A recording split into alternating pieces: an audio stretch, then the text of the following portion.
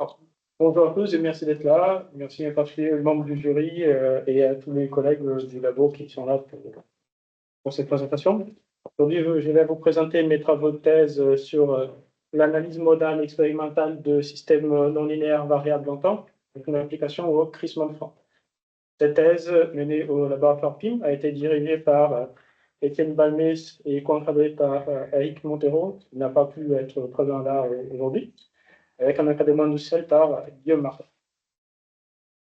Donc, pour contextualiser notre problème, on se pose d'abord la question, c'est quoi l'écrissement de frein? L'écrissement de frein, il est un bruit qui donne une impression de mauvaise qualité aux utilisateurs du frein. Pour exemplifier, j'ai une petite vidéo. Faites en soi attention aux oreilles. Ce type de bruit, il dérange tout à fait les utilisateurs et nous donne l'impression que l'éclipse est de mauvaise qualité. Et là, c'est dû à une vibration de cycle limite à grande amplitude induite par un couplage des modes. Et c'est un problème dont le traitement du ciel est très difficile et il n'y a pas de méthode robuste de prévention.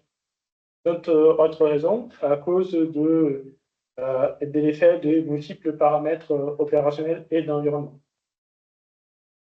Ces paramètres, ils sont de différentes natures. Ils sont d'une partie les paramètres d'opération contrôlée, comme la pression hydraulique appliquée au frein, la vitesse de la roue, des paramètres non contrôlés mais qui sont mesurables, comme la température, la position angulaire de la roue, et d'autres paramètres qui sont plutôt aléatoires, comme des effets des microgéométries et des dégagements des troisièmes corps au niveau du frein. Notre objectif dans cette thèse est donc d'identifier l'effet de ces paramètres et extraire des caractéristiques qui permettent de décrire les vibrations de cycle limite qui est ça dans la forme de fréquences caractéristiques, d'amplitude de vibration et des formes. Pour cela, on va travailler sur quelques types d'extraction différentes de données. Les premiers types qui va se centrer sur la caractérisation de quand il y a la présence de crissement et comment est la vibration qui résulte. On va faire des mesures de crissement à paramètres variables dans le but d'extraire des amplitudes, fréquences et formes associées à ces vibrations et comment elles changent avec les paramètres. Pour obtenir plus de détails sur la dynamique du système, on va essayer d'appliquer une analyse modale expérimentale en conditions d'opération pour évaluer comment vont évoluer les modes du système dans un freinage avec les variations des différents paramètres. Et comme ces types de mesures sont typiquement faits avec des capteurs isolés collés sur la structure, on va aussi travailler sur l'obtention d'une forme détaillée de vibration avec l'utilisation de vibromètres laser à balayage qui vont nous permettre d'obtenir une description très fine de la forme des vibrations du système.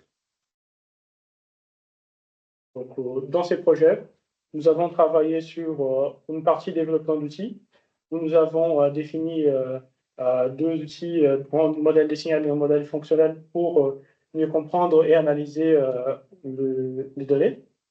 Nous avons utilisé ensuite un pré-test pour valider nos développements d'outils et comprendre quels sont les enjeux expérimentaux associés. Pour à la fin appliquer ce que nous avons construit à une mesure sur bande d'essai complète où nous allons caractériser les trois types de mesures qu'on a décrits tout à l'heure. Pour commencer, je vais vous décrire la construction d'un modèle de signal pour analyser les crissements. Ce modèle a pour objectif prendre une mesure de crissement et décomposer dans une partie qui est les signaux qui nous intéressent, plus les bruits et le reste de la large bande qui nous intéresse beaucoup. Donc, pour définir ces modèles de signal, nous sommes inspirés des caractéristiques du signal de crissement.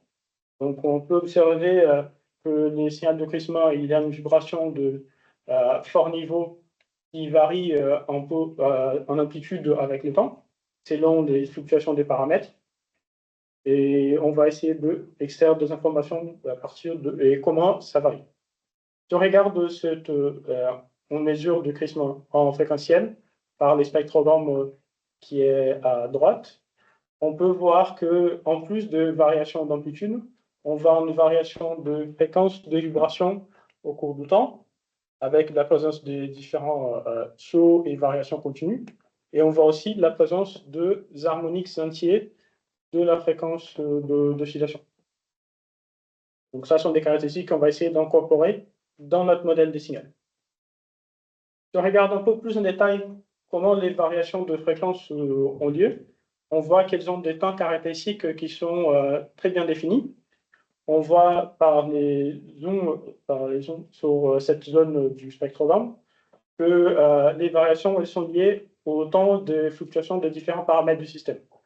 Nous avons les temps caractéristiques tour de roue qu'on voit par la présence de pics périodiques d'oscillation de fréquence. On voit en période liée au pas de pression, et on voit la formation d'une modulation en fréquence par des sidebands à 30 Hz de la fréquence centrale, puis qui coïncide avec un mode de torsion de l'arbre du banc d'essai. Donc, on voit que toutes ces variations du système sont associées à deux paramètres du système. Et on remarque aussi que tous ces paramètres, ils ont des temps caractéristiques qui sont beaucoup plus longs que ceux de la vibration. La vibration, dans cet exemple, elle est autour de 1580 Hz, alors qu'une autre variation de paramètres, elles sont beaucoup plus lentes, avec celle qui est la plus rapide, à 30 Hz, qui fait une séparation d'ordre de temps de quasi de 2 ordres de grandeur, quasiment. Donc, cela fait une deuxième caractéristique qu'on doit prendre en compte dans la construction du modèle des signaux. Dans la construction des spectrograms, on définit une taille de buffer pour construire l'image. Et cette taille de buffer nous crée une séparation d'échelle de temps de façon implicite. On peut voir que pour cette échelle de temps choisie pour ce spectrogramme-là, de 1 pour 5 secondes, nous avons du mal à bien voir l'effet de la modulation induit par les tours de roue, parce que la taille de buffer ne permet pas de bien évaluer ce qui se passe dans un tour de roue.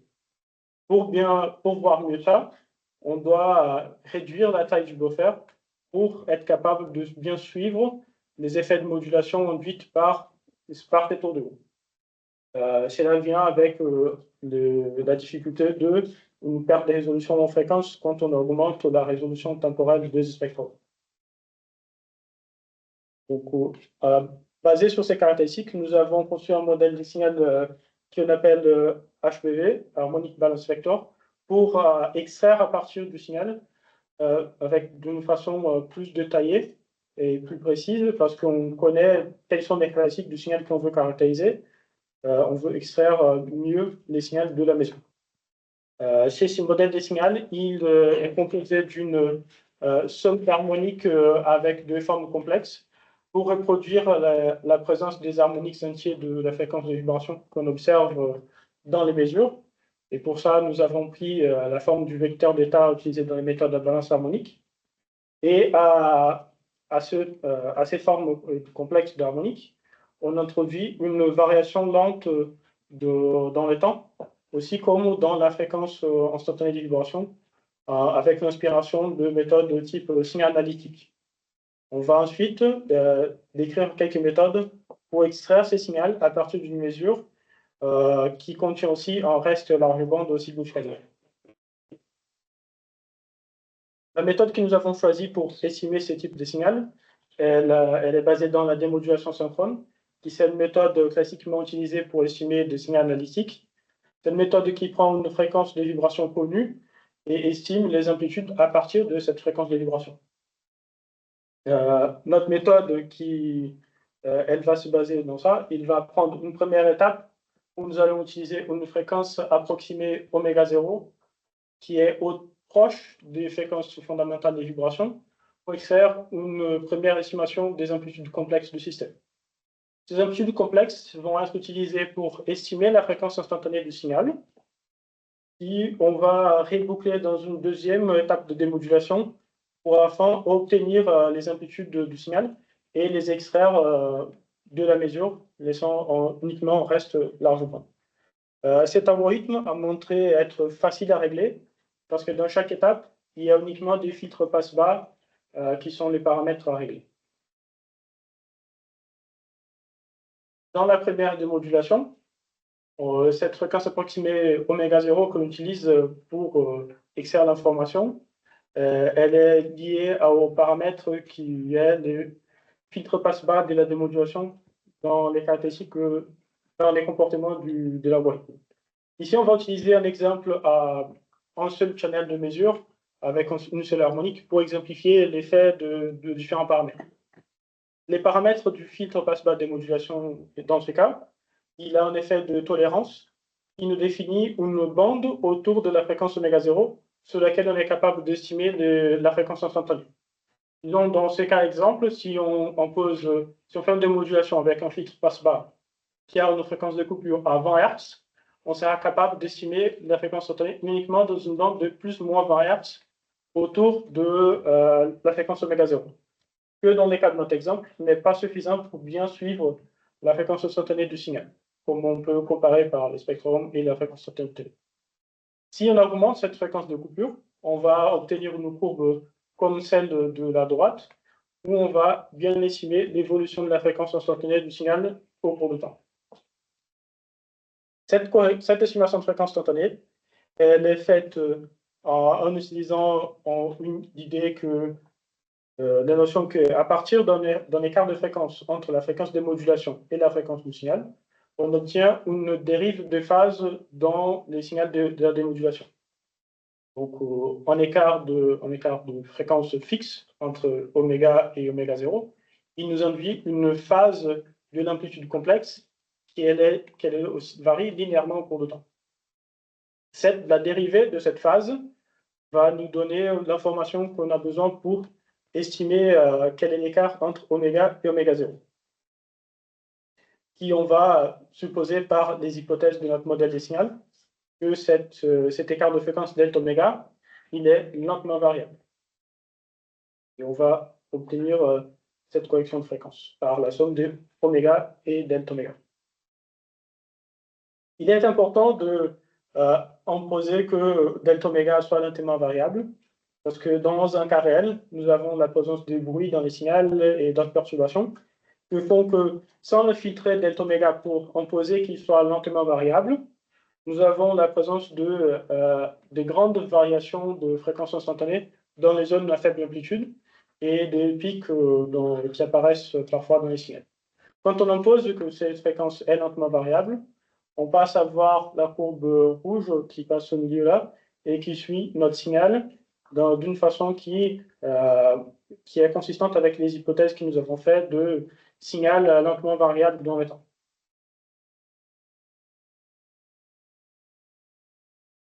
Donc, comme ça, je vous ai expliqué comment on extrait la fréquence instantanée dans un seul channel de mesure.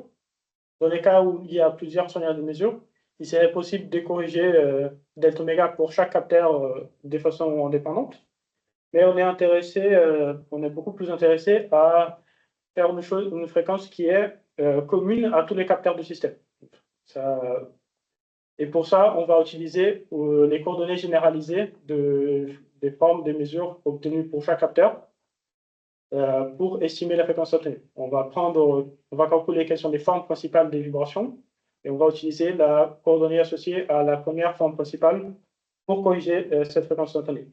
Dans les essais que nous avons réalisés sur bande d'essai complète, nous avons fait une mesure de consistance et nous avons estimé la fréquence instantanée pour des différents groupes de capteurs dans des différentes régions du front, dans la chape, dans les triers et dans tous les capteurs ensemble. Et on voit que les courbes se superposent assez bien, qui confirment notre hypothèse que nous avons une fréquence commune à tous les capteurs et qu'on peut les extraire d'une bonne façon avec la coordonnée associée à la première forme principale. Cette fréquence est ensuite utilisée dans la deuxième étape de démodulation pour obtenir les amplitudes complexes associées à la vibration. Les paramètres à régler dans cette étape est à nouveau les filtres passe-bas de la démodulation qui va aussi nous indiquer un rôle de tolérance et une tolérance plutôt liée à la vitesse de modulation d'amplitude. Dans les cas exemples, nous avons dans un premier moment appliqué différentes fréquences de coupure.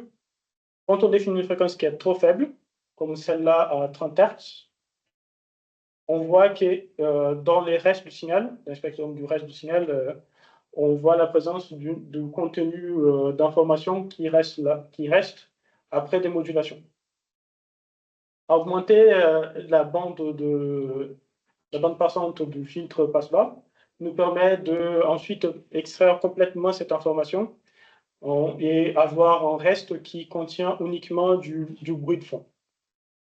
Si on augmente encore plus cette fréquence de coupure de filtre passe-bas, on passe à à extraire une bande plus large autour de la fréquence oméga estimée, qui on risque d'avoir l'interférence des perturbations des effets voisins, comme dans ce cas-là, la présence des harmoniques du réseau de 50 Hz ou d'autres perturbations qui pourraient être présentes dans une mesure.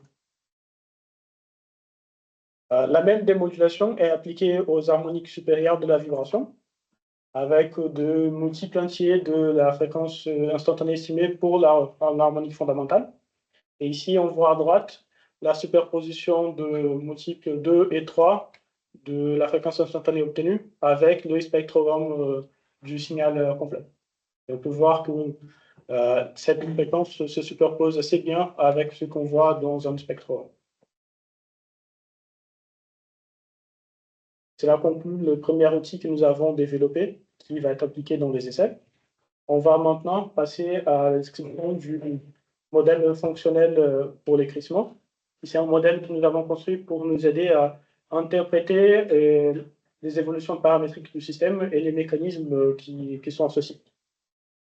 Pour cela, nous avons construit un modèle fonctionnel qui a une variation du modèle classique d'Hoffman, qui contient une masse avec deux modes orthogonaux et un plan incliné à un angle θ. Ces deux modes, ils vont représenter deux modes du système qui vont se coupler pour générer l'instabilité. Et on va régler ces paramètres de raideur et amortissement pour avoir la présence de l'instabilité. À ces deux modes, on applique une charge quasi-statique qui représente la pression appliquée dans les freins et qui va être dans une direction perpendiculaire au plan incliné pour faire justement ces effets de pression. Et cette pression va pousser la masse du système contre un point de contact dans ces plans inclinés où on va considérer la présence d'une loi de contact non linéaire exponentielle dans les cas de nos campos. Cette non-linéarité, elle a une partie importante qui va construire les mécanismes de variation du système. Et la non-linéarité de contact, elle est aussi associée dans la direction tangente à un frottement de Coulomb qu'on va considérer pour une question de simplicité avec un coefficient de frottement constant. L'analyse classique de stabilité de système de frein est faite avec une analyse aux valeurs propres complexes, ou CEA, où on trouve un point d'équilibre statique à partir des charges statiques du système.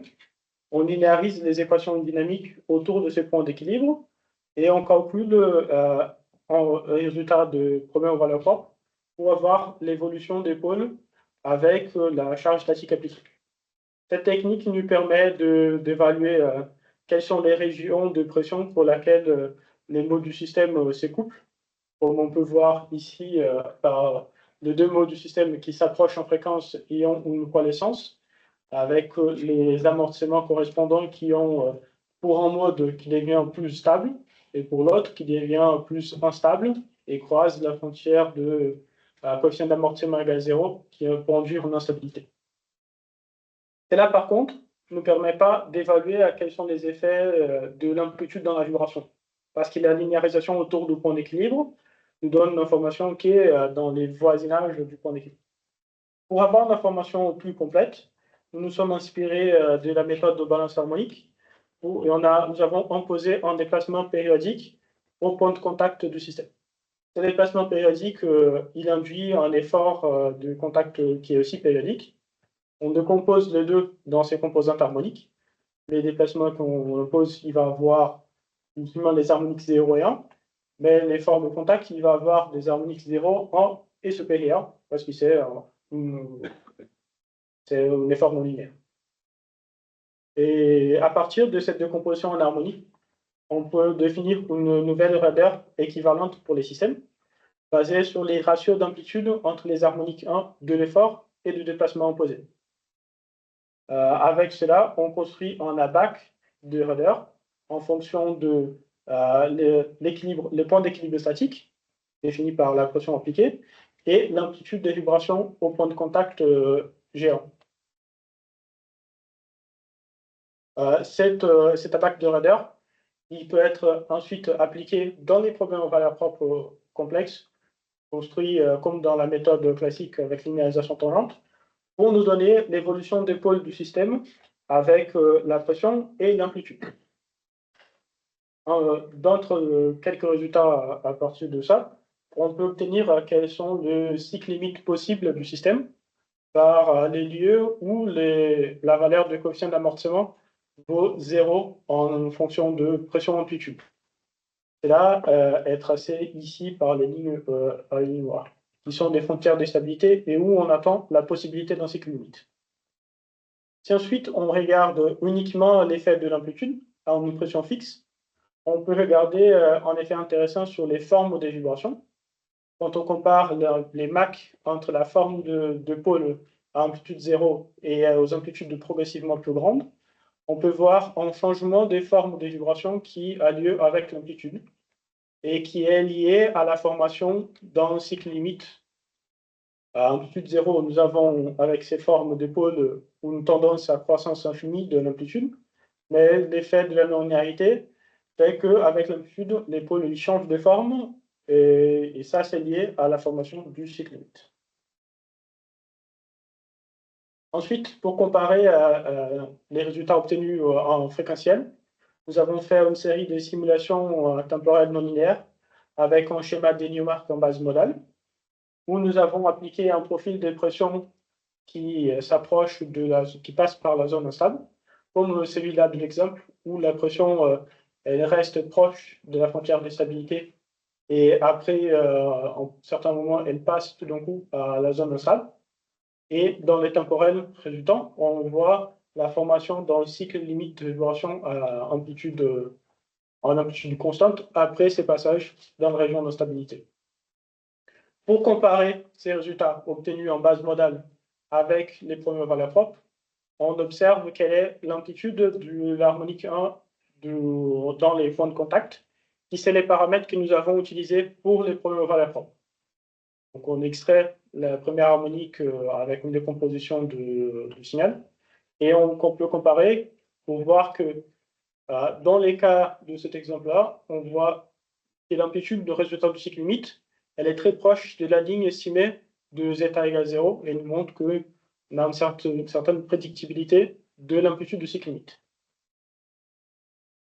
Nous avons reproduit cette analyse pour d'autres profils de pression, un profil de pression qui varie linéairement à travers de la zone instable, où on peut voir la variation paramétrique de l'amplitude du cycle limite et qui suit assez proche la frontière z égale 0 tracée, avec en fait l'écart au plus grande amplitude.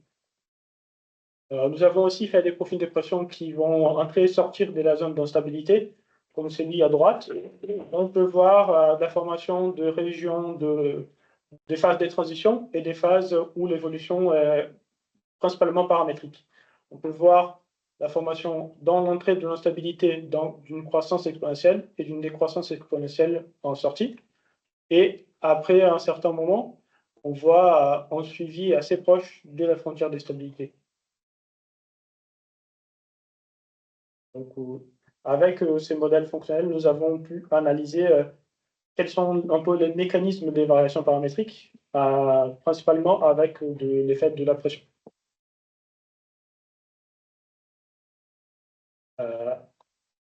En parallèle de ça, nous avons aussi préparé pour des essais sur banc d'essai complet, avec des tests sur un banc simplifié, qui nous permet d'éliminer la variabilité de paramètres non contrôlés. Nous avons utilisé un banc d'essai contact où la moitié d'un frein est placée sur un support et on peut contrôler quelle est la pression appliquée par un générateur de pression hydraulique. Et dans ces essais, nous avons cherché à valider les différents outils et techniques expérimentales que nous avons besoin pour les essais. Dans une première partie, nous avons travaillé sur les suivis des propriétés modales avec la pression. Un de nos objectifs pour les essais, c'était d'analyser les modes en conditions d'opération. Et donc, nous avons testé sur ces bancs comment est-ce qu'on peut obtenir un suivi de propriété modale avec un paramètre qui varie de façon continue. Et nous avons fait des essais d'analyse modale à pression par palier et à pression continuellement variable, où nous avons pu évaluer les évolutions de fréquence propre et amortissement d'un mode avec la pression. Et nous avons pu comparer des résultats à pression fixe avec des résultats à pression variable. Une deuxième partie de nos essais a été faite sur les réponses aux essais sinus stabilisés, où nous avons cherché à caractériser l'évolution des formes des modes avec les paramètres de pression appliqués. Ici, nous avons fait des mesures balayage laser dans les bancs d'essai à des différentes valeurs de pression, et on peut voir une évolution de la forme de vibration fondamentale entre la pression appliquée 4 bars du troisième mode et la pression à 15 bars du troisième mode.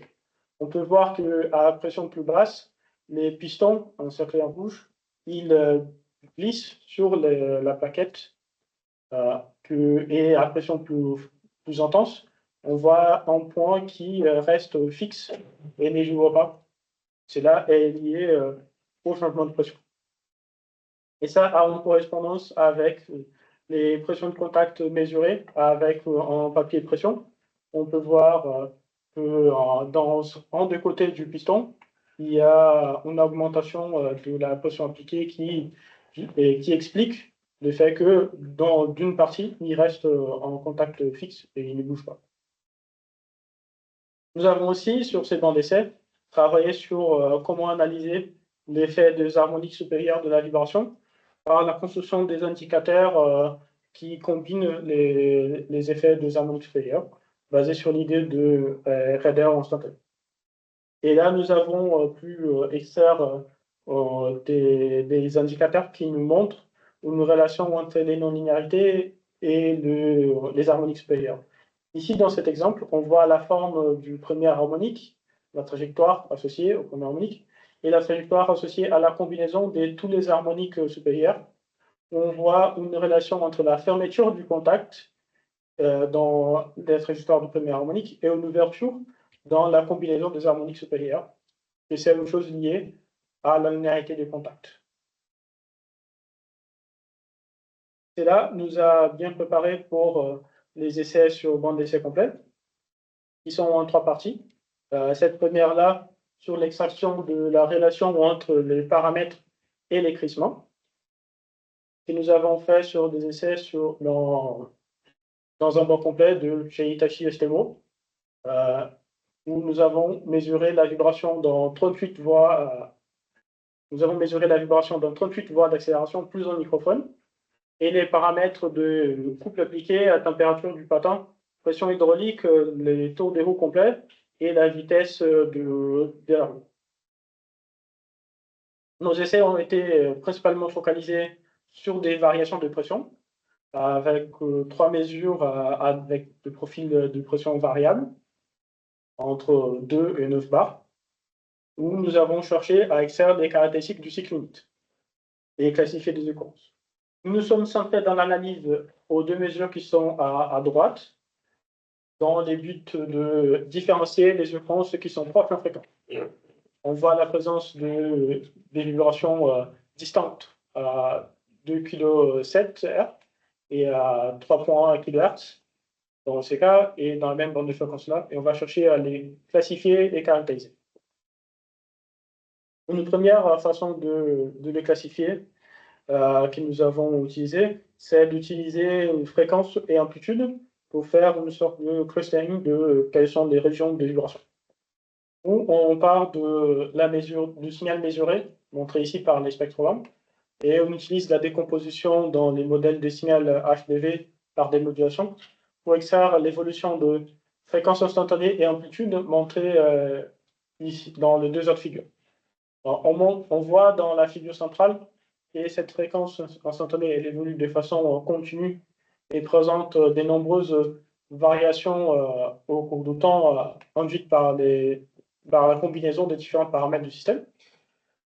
Et l'amplitude qui forme, montrée ici par la couleur, qui forme trois régions de vibration distantes. Et on peut voir un peu mieux quand on les affiche dans les axes de fréquence instantanée et amplitude par la formation de trois pics A, B et C indiqués ici.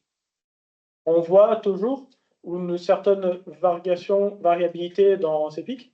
Notamment, on peut voir ici en C que les traits il est assez épais. C'est l'effet des autres paramètres que la pression, principalement les taux des roues et les modes de torsion qui induisent des fluctuations de pics. Pour éliminer un peu ces effets, nous avons fait un filtrage passe-bas des amplitudes obtenues au cours du temps pour tracer une évolution avec la pression. L'effet de tour des roues et de la torsion sont plus rapides que la pression. Et donc, nous avons a posteriori filtré ces effets pour tracer une évolution de fréquence instantanée et amplitude dans le temps qui est affiché ici. On peut voir que avec le changement de pression imposé, on voit un parcours de aller-retour de fréquence amplitude ici, qui représente bien qui est une caractéristique du système. Il est consistant dans la descente de pression et dans la montée. Et en montée de pression, on voit la présence de deux autres pics de crissement, avec une sorte de variation continue entre eux, qui est intéressante aussi. Pour introduire un peu plus d'informations à cette classification, nous avons cherché à introduire une information sur les formes par l'utilisation de plusieurs coordonnées principales pour définir quelques amplitudes. Ici, pour cette mesure, nous avons trois formes principales qui ont des amplitudes associées significatives. Et on voit qu'avec l'évolution de pression, ces amplitudes, elles se combinent de façon différente. Et on voit les changements de forme de vibration entre cette première occurrence autour de 2,7 kHz et cette-là autour de 3 kHz. On voit que les formes principales se combinent de façon différente. Mais on voit aussi qu'il y a une grande fluctuation des amplitudes associées à chacune de ces formes. On peut noter ici, principalement les tours de roue qui nous créent ces pics successifs périodiques. Pour éviter ces effets d'amplitude, regarder uniquement la forme, nous avons utilisé l'indicateur Mach, où on peut voir de façon exclusive le changement de forme de vibration. Et on peut voir dans cette mesure la comparaison de quelle est la forme prédominante par rapport à trois différents snaps de forme de vibration. Et on peut voir une variation très nette de quelle est la forme qui prédomine entre les trois occurrences choisies par les snapshots, avec une variation de la forme des vibrations subtile entre elles. Et on voit aussi dans la première partie de la mesure, qui est en descente de pression, une répétition des formes qui sont prédominantes.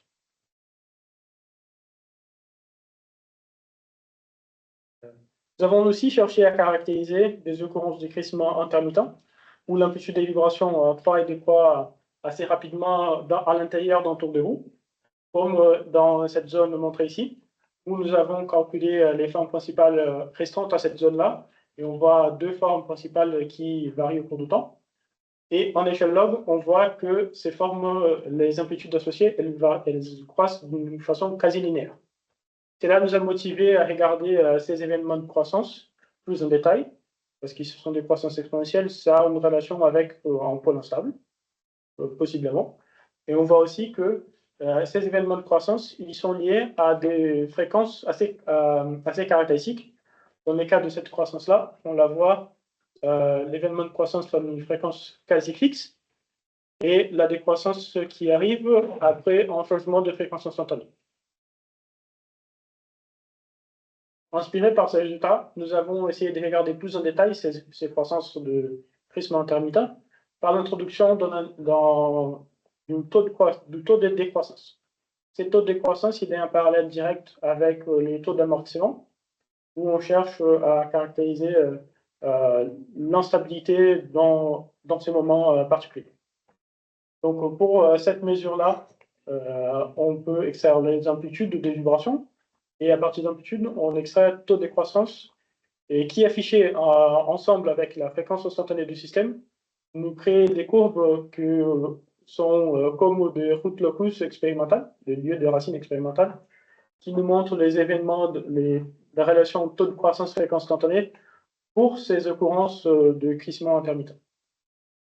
Pour mieux comprendre ces événements, nous avons aussi répété cette analyse pour les modèles fonctionnels, ou avec des profils de pression qui vont entrer et sortir de la région instable, on obtient une sorte de crissement intermittent dans les temporels non linéaires du modèle à 2 degrés de liberté. Et la relation taux de décroissance fréquence instantanée a montré avoir une bonne correspondance avec le lieu de racine obtenu par les solutions aux valeurs propres qui sont montrées ici. On voit que les maximums d'amplitude, il arrive autour du taux de décroissance égal 0, et que nous avons les trajets qui suivent ce phénomène de croissance et décroissance d'amplitude.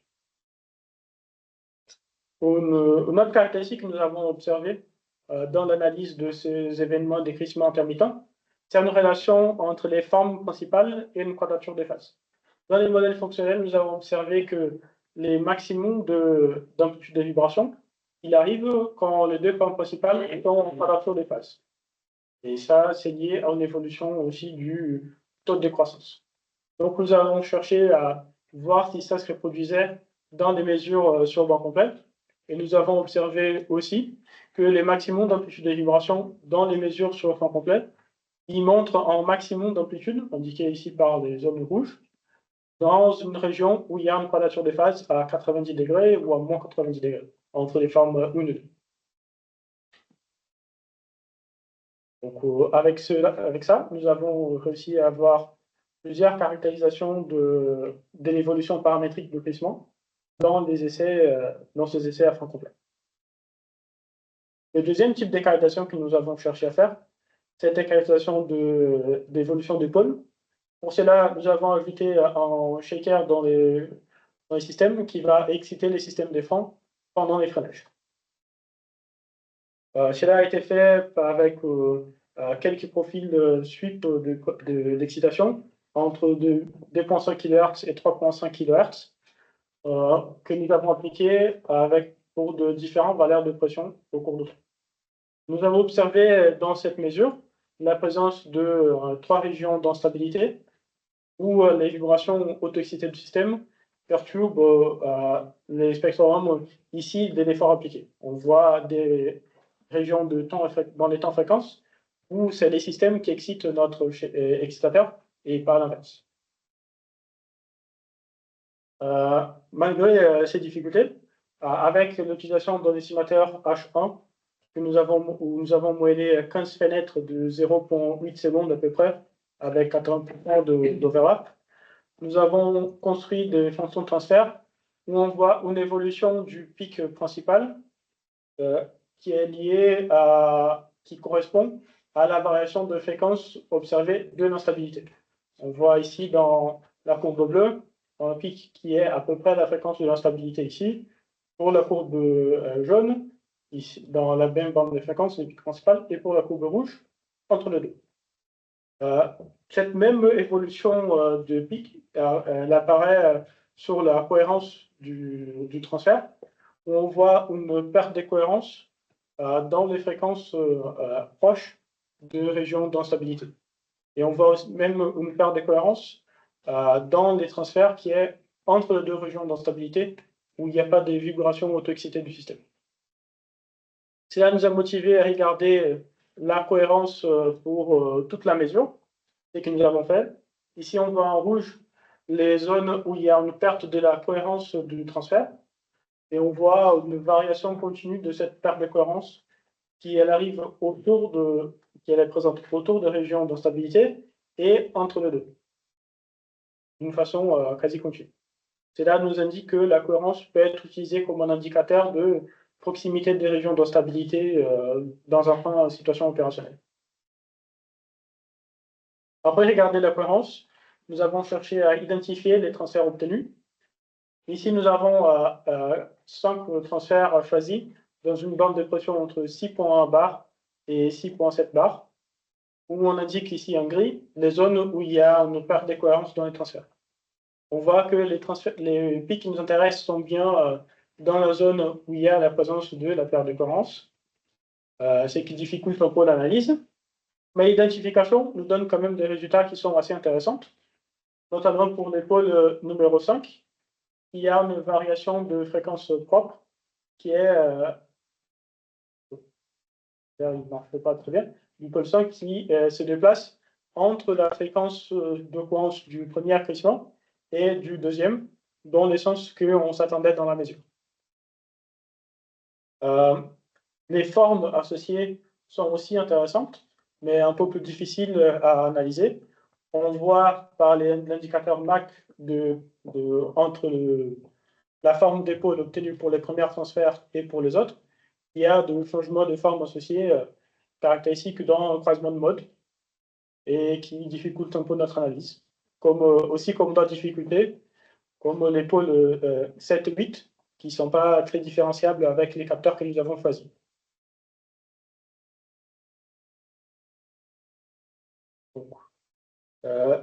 La dernière partie d'analyse de mesures sur fond complet consiste de formes de cycle limite obtenues par mesure vibromètre laser, qui cherche à passer d'une mesure à des points isolés collés à des différents endroits, à une mesure beaucoup plus dense et qui inclut aussi les disques où on ne peut pas coller les capteurs. À l'analyse des formes obtenues de cycle limite, nous avons pu extraire les formes de cycle limite associées à la première harmonique et aux harmoniques supérieures. Ici, on vous montre les harmoniques 1, 2, 3 et 5. Puis on voit qu'ils sont assez différents en forme l'un de l'autre, notamment par les numéros des lobes présents dans les. On peut voir une augmentation du numéro de lobes avec les harmoniques. Ces formes extraites nous indiquent que chaque harmonique interagit de façon différente avec la non-linéarité de contact et que c'est quelque chose qu'il faut bien prendre en compte lors d'une analyse de mesure des crissements. Donc, pour les conclusions, nous avons travaillé sur la caractérisation d'occurrence et classification, où nous avons obtenu nous avons pu extraire des indicateurs qui nous donnent une meilleure caractérisation des effets paramétriques avec l'utilisation du modèle des signaux proposé HPV. Cela nous permet d'extraire plusieurs indicateurs de fréquence, amplitude, forme, qui nous permet de faire des clusters de formes ou d'occurrences, coordonnées, et l'évolution des coordonnées généralisées et les lieux de racines expérimentales dans des cas de crissement intermittent. Ces différents paramètres peuvent être utilisés avec des outils de classification, de clustering ou des coordonnées parallèles pour évaluer les occurrences. Et c'est un processus, et c'est une méthode applicable à un processus industriel qui peut être automatisé. Elle aussi permet une réduction du volume des données, parce que comme on extrait des amplitudes et des fréquences qui sont lentement variables dans le temps, elles nous permettent de faire en sous-échantillonnage qui nous donne une réduction de volume de données d'un facteur jusqu'à 100. Et c'est aussi une méthode applicable à d'autres types de systèmes non linéaires. Associé à ça, nous avons un modèle fonctionnel qui nous aide à la compréhension des mécanismes de crissement et que nous avons pour perspective étendre en modèle Lemma fini réduit avec des surfaces de contact qui contiennent plusieurs centaines de points de contact, pas un seul comme dans les modèles à 2 degrés de liberté que nous avons utilisés. Dans l'analyse des modèles expérimentales, nous avons vu que la cohérence est un possible indicateur de proximité du régime instable. Et nous avons pu extraire des fonctions de réponse en fréquence qui nous montre l'évolution de l'instabilité. Et en perspective, on voudrait ajuster les paramètres, mieux les paramètres de cette expression pour faire ressortir une meilleure par rapport aux vibrations du système lui-même, comme dans ce cas-là. Aussi, comment faire un suivi continu du mode instable pour nous permettre de bien voir comment il évolue avec la combinaison de tous les paramètres. Aussi, ça serait intéressant de faire des mesures de télétransfert avec à l'aide d'un vibromètre laser pour obtenir des formes d'épaules très détaillées et on pourrait utiliser pour la corrélation population. Dans la qualification des formes détaillées, nous avons pu obtenir des formes de cycle limite et des modes opérationnels qui nous donnent beaucoup d'informations du système. Et nous avons aussi obtenu des indicateurs de non-linéarité basés sur les harmoniques supérieures dans les cas du vent simplifié. L'utilisation du modèle des signaux HVV pour construire les formes de vibration à partir de mesures laser a montré quelques avantages par rapport aux méthodes classiques basées dans l'FFT, notamment sur la réduction de l'effet des drop-out laser. Merci pour votre attention. J'attends des questions de tous.